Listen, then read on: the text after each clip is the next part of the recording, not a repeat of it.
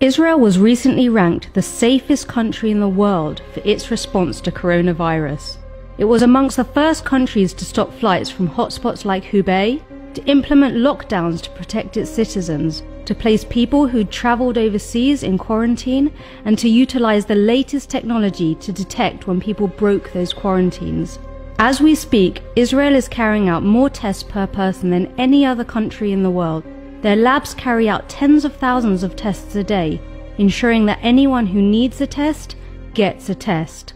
But how do you know if you need a test? Well, they've got an app for that. Hamagen records the places infected people had visited, so you know if you came into contact with someone who tested positive for the virus. There's no limit to Israeli ingenuity. One company developed an app that remotely detects the deterioration of COVID patients by sensing fluid accumulation from the sound of their voice. Even the military are innovating. An elite unit from the IDF created a low-cost ventilator. And speaking of ventilators, in a stunning act of generosity, the Israeli division of Medtronic released the blueprints for its ventilators so companies could mass-produce their designs free of charge.